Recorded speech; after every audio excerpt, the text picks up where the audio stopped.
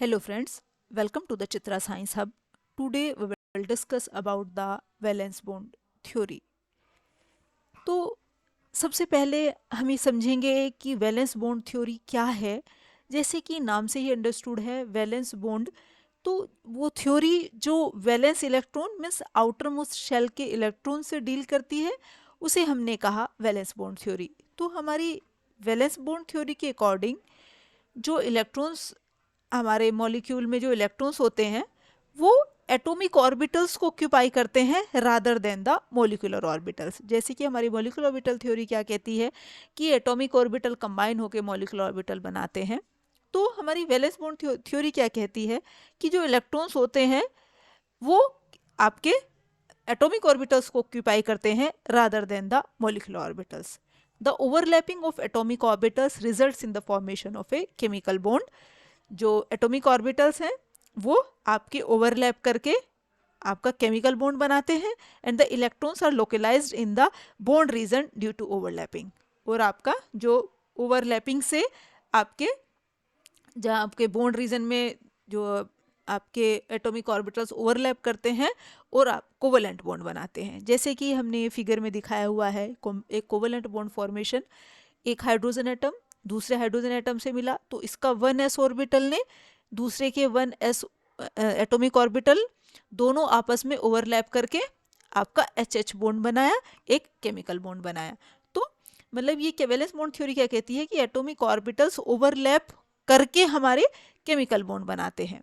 This theory focus on the concept of atomic orbitals and their overlapping. ये theory क्या किस चीज़ पे focus करती है?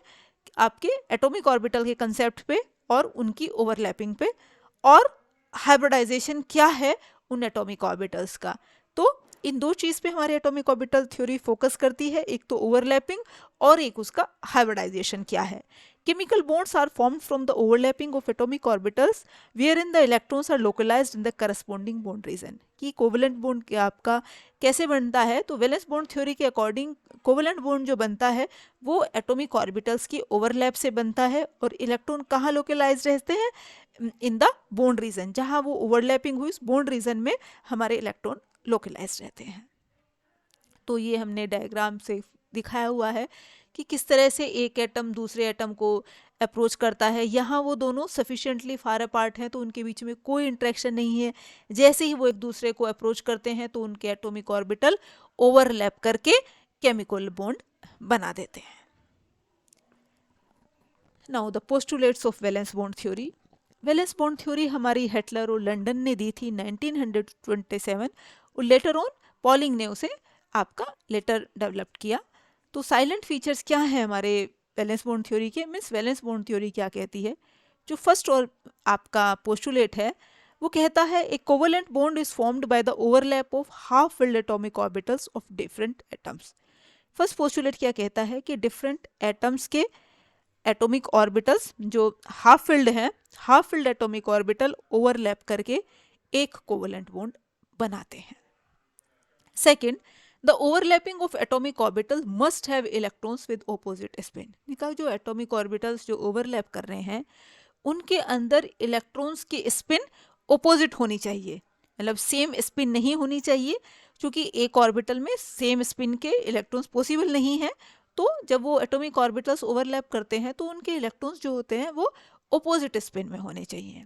Third, only the electrons present in the valence shell for the combining atom participate in bonding, the inner orbitals from each atom remains undisturbed। जैसे कि हमने भी कहा कि नाम से ही अंडरस्टूड है वैलेंस बॉन्ड थ्योरी।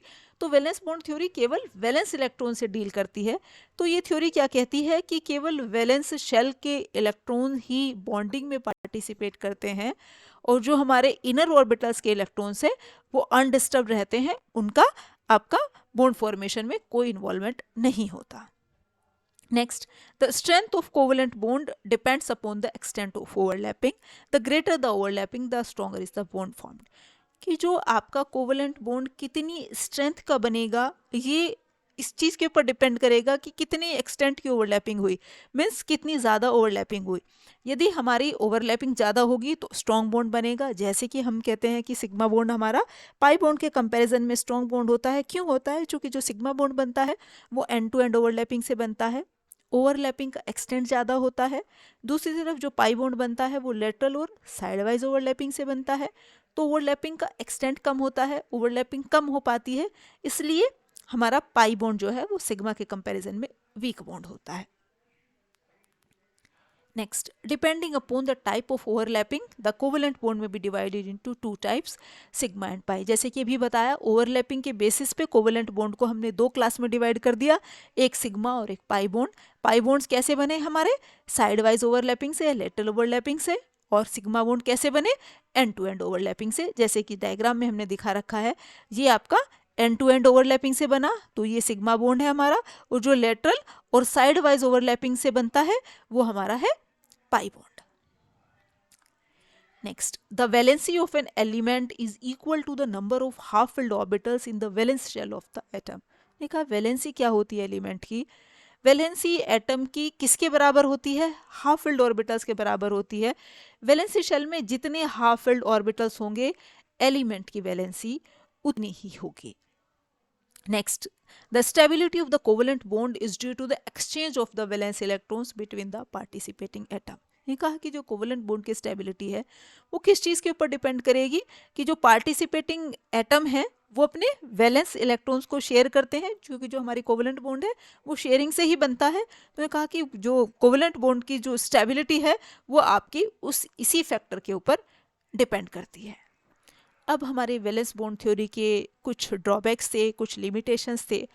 फर्स्ट तो यही है कि जो आपकी वैलेंस बॉन्ड थ्योरी क्या कहती है कि जो कोवलेंट बॉन्ड है हमारा शेयरिंग से बनता है, तो आपका जो है एक इलेक्ट्रॉन हमारे फर्स्ट एटम का, एक इलेक्ट्रॉन दूसरे एटम का, उसने उनके एटॉमिक ऑर्बिटल्स ने हमारा ओवरलैप करके कोवलेंट बॉन्ड बना लिया। लेकिन इसने कोऑर्डिनेट बॉन्डिंग के बारे में कुछ नहीं बताया। कोऑर्डिनेट बॉन्ड जो हमारा कैसे बनता है, उसमें जो हमारा इलेक्ट्रॉन, जो बॉन्डेड इलेक्ट्रॉन पेयर है उसका कंट्रीब्यूशन केवल एक ही एटम का होता है, केवल एक ही एटम फर्निश करता है उस बॉन्ड पेयर के इलेक्ट्रॉन को। तो इसमें आपका कोऑर्डिनेट बॉन्ड फॉर्मेशन का कोई जिक्र नहीं है। दूसरा क्या है, इस थ्योरी में ओड मॉलिक्यूल्स और आयंस के बारे में कोई जिक्र नहीं है कि वो किस तरह से बनते हैं। सिर्फ इसमें केवल जो है मॉलिक्यूल्स के बारे में बताया गया है, आयंस कैसे बन रहे हैं या ओड जो है इलेक्ट्रॉन मॉलिक्यूल्स कैसे बन रहे हैं उनके बारे में इसमें कोई एक्सप्लेनेशन नहीं है। थर्ड जो है, ये कार्बन की टेट्रावैलेंसी को नहीं एक्सप्लेन कर पाई, चूंकि इसमें तो वही कि आपका एक बॉन्ड पेयर शेयर हो रहा है तो सिंगल बॉन्ड है, दो शेयर हो रहे हैं तो डबल है, तीन शेयर हो रहे हैं तो ट्रिपल बॉन्ड है, तो ये आपके कार्बन की टेट्रावैलेंसी को एक्सप्लेन नहीं कर पाए। This is all about valence bond theory. Thank you.